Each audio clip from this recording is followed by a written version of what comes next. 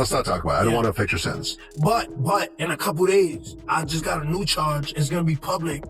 I just caught a new case. Rapper Tekashi 6ix9ine was denied bail as he faces racketeering and firearms charges. A judge ruled the Brooklyn native was a likely danger to the community, and the prosecutor said there was evidence that he directed or participated in multiple acts of violence as part of a gang. Remember, this interview is shot before the ruling. I'm being prosecuted for defending myself. Picture this. You're standing in front of a federal judge thinking you're slick enough to dodge real time with some story about being a victim, expecting sympathy like it's guaranteed. But then boom, the judge looks at you with that cold stare, remembering every lie you ever tried to slide past him, and hits you with a reality check so hard it echoes in the courtroom. That's exactly the mess Tekashi 6ix9ine walked himself into. He really stepped into federal court acting like he could run game on a system that's been dealing with smooth talkers and manipulators since way before he was even part of the picture. This man truly believed he could flash some documents like he was hosting a PowerPoint in a boardroom and somehow convince a federal judge to feel sorry for him. And the wildest part, he didn't just fail. The whole thing blew up in his face in a way nobody could miss. It was like watching someone try to outplay a chess master while barely knowing how the pieces move. But here's where it gets even deeper. This wasn't just a one-day courtroom embarrassment. Not at all.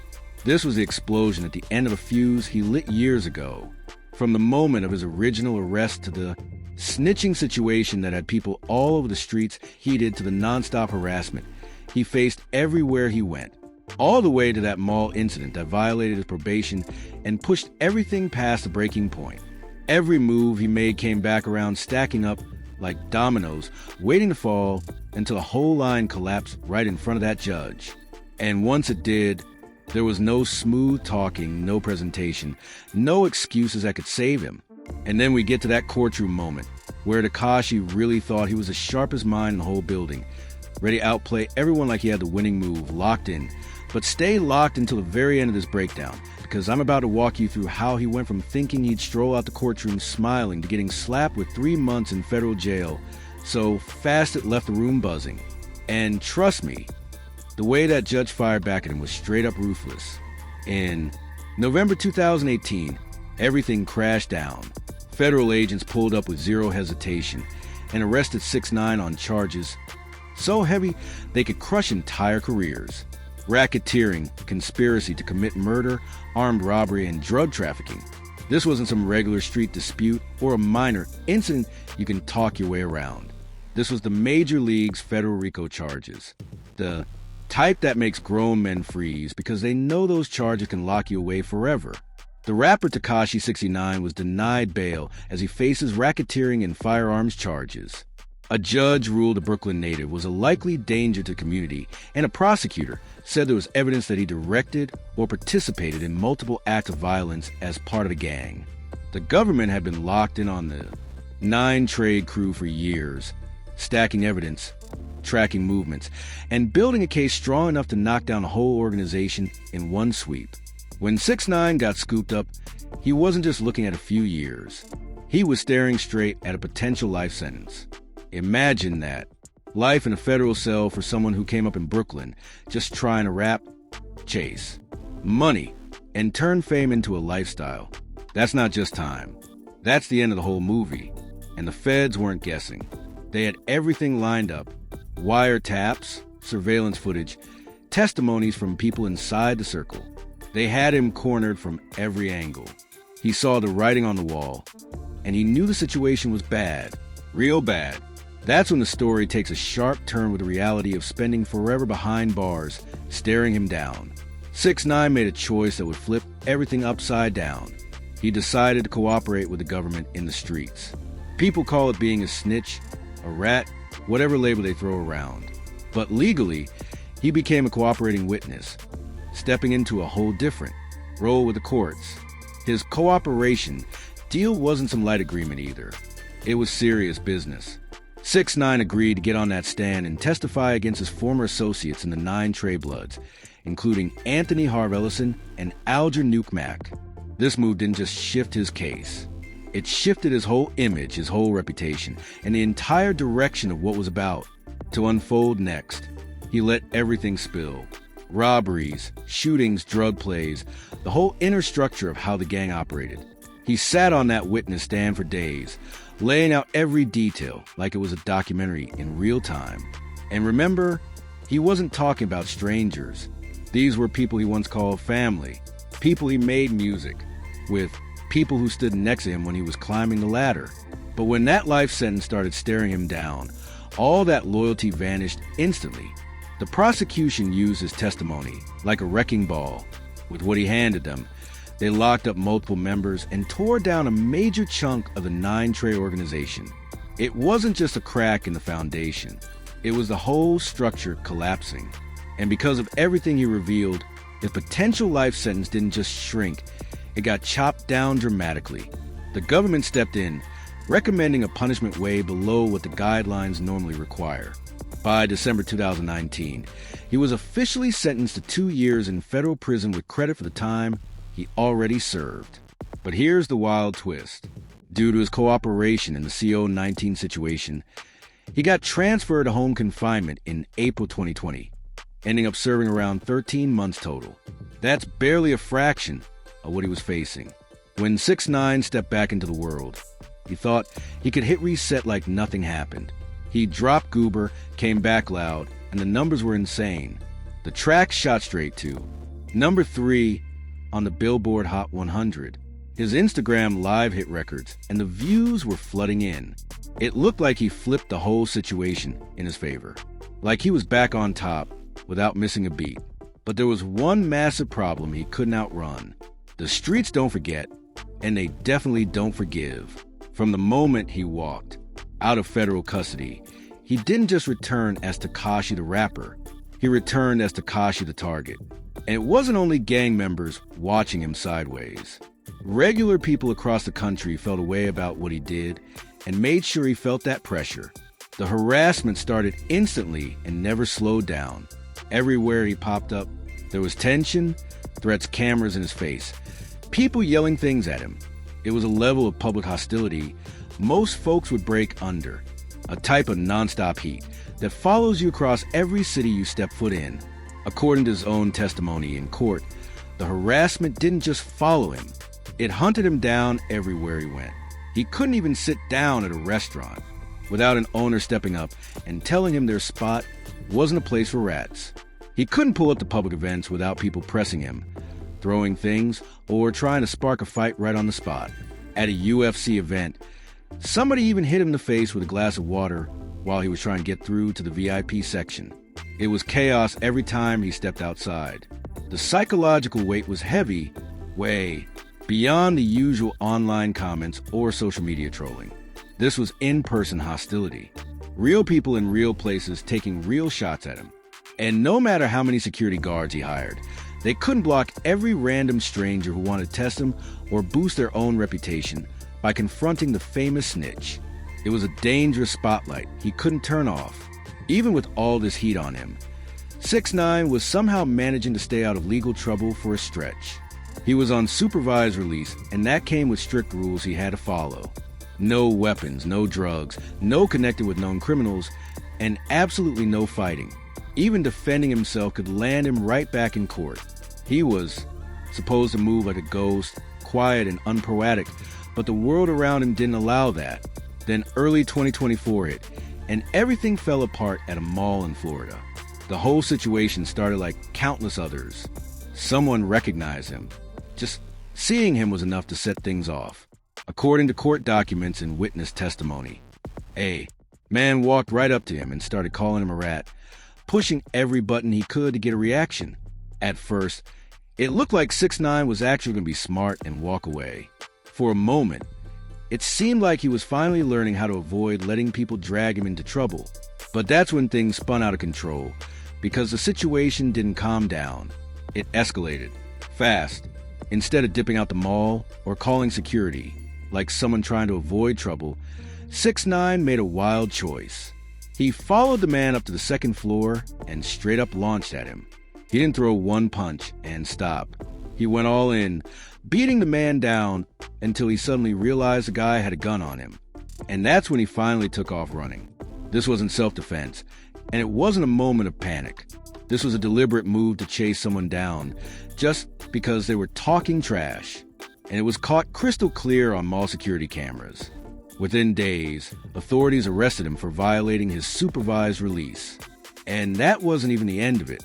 When they tested him, they found MDMA and cocaine in his system, which was another major violation of his conditions.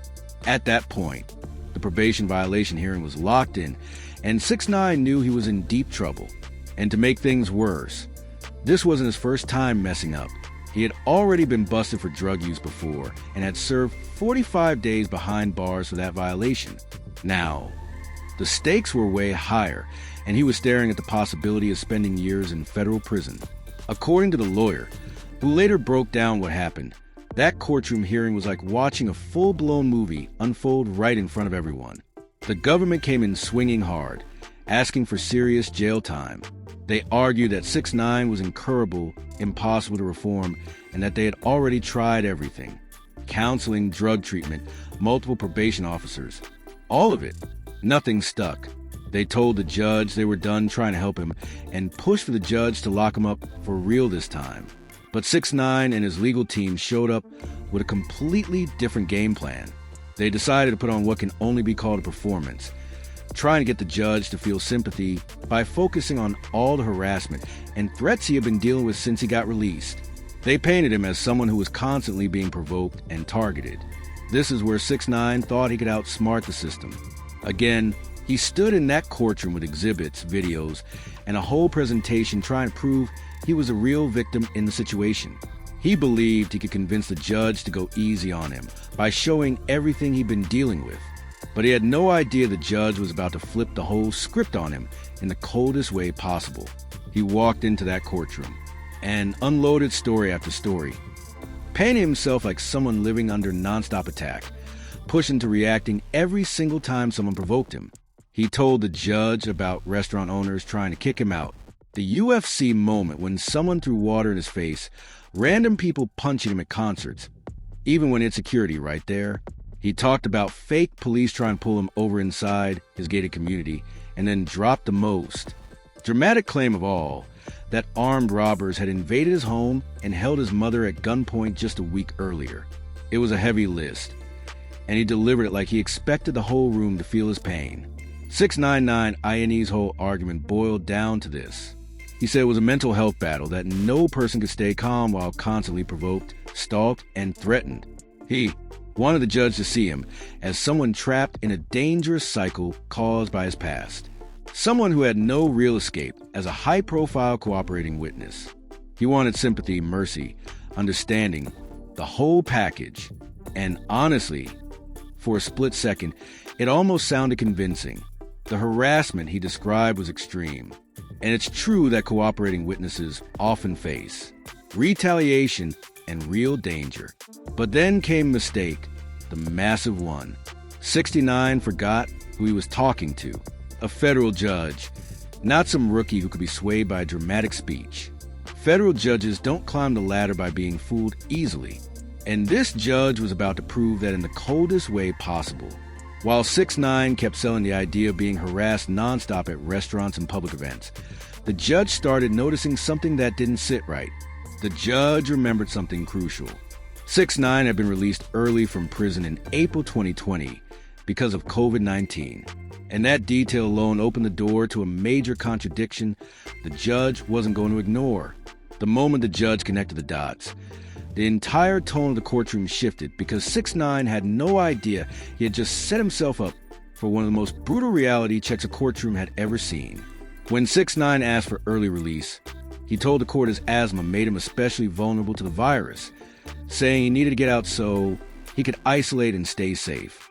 The judge agreed out of compassion, believing his health was genuinely at risk. But now in this new hearing, 6ix9ine was telling a totally different story, claiming that in August and September 2020, just weeks after being released for CO safety, he was out at restaurants with big groups, getting into confrontations with owners and people in crowd. The judge wasn't about to let that slide. They connected the dots instantly and called him out right there in the courtroom. The judge looked at him and said, You remember when I gave you 24 months and then you asked me to let you out early because you have asthma and their CEO and you can't isolate in prison? The judge reminded him. I let you out early because of what you told me. And now I just heard you tell me that you went to these restaurants back in August and September 2020 when you got kicked out. Why were you at restaurants with large groups of people just weeks after begging me to get out early so that you could isolate and stay safe during CO? That question hit like a knockout punch. 6ix9ine's whole argument fell apart right in front of everyone. His credibility didn't just crack, it shattered on the spot.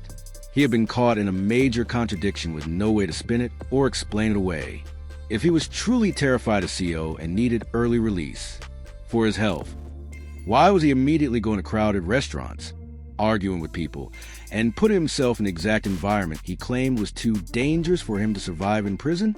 In that moment, the judge exposed everything, showing the court that 6ix9ine would say whatever sounded convenient in the moment if it helped him get what he wanted. The whole sympathy angle crumbled, and the courtroom could feel it. He wasn't just losing the judge's patience. He was losing the judge's trust completely. But the judge wasn't finished yet. Not even close. They shifted straight into the drug violations and reminded everyone that this wasn't the first time 6ix9ine had gotten caught dirty. The judge pointed out how wild it was for him to claim he didn't know the substances contained illegal narcotics, especially when the test came back showing MDMA and cocaine in his system. That excuse didn't hold any weight, and the judge made that very clear. Then they moved on to the mall fight. The judge admitted that yes, 6ix9ine was provoked, but being provoked doesn't erase choices. The judge broke it down plainly. He could have walked away. He could have called security. He could have left the mall altogether. Instead, he decided to follow the man to another floor and attack him. That's not self-defense. That's a conscious choice to escalate the situation into violence. And the judge wasn't about to pretend otherwise. After going through all the evidence, all the testimony, and all the contradictions, the judge delivered the verdict: 3 months in federal prison, plus more supervised release on top of that. It wasn't the maximum he could have been hit with, but it was a firm reminder that manipulation, excuses, and dramatic storytelling weren't going to save him in a federal courtroom. But here's the bigger picture. This whole situation shows something way deeper than just one rapper getting sentenced. It's a real-life lesson about what happens when someone tries to live multiple identities at once. The street identity, the celebrity identity, and the cooperating witness identity. Trying to juggle all three is like trying to walk a tightrope in the middle of a storm. 6ix9ine thought he could navigate every world at the same time without facing the fallout. But life doesn't work like that. Every decision carries weight, and every choice has consequences. And in that courtroom, the consequences finally caught up to him loud and clear. And some bridges, once they burn, can never be rebuilt. Especially when you're dealing with the federal system. Those courts don't play games, and those judges have seen every trick, every excuse, every dramatic performance long before 6ix9ine ever stepped into their courtroom. When he tried to run that sympathy play, acting like he was a victim while his own past statements completely contradicted his story.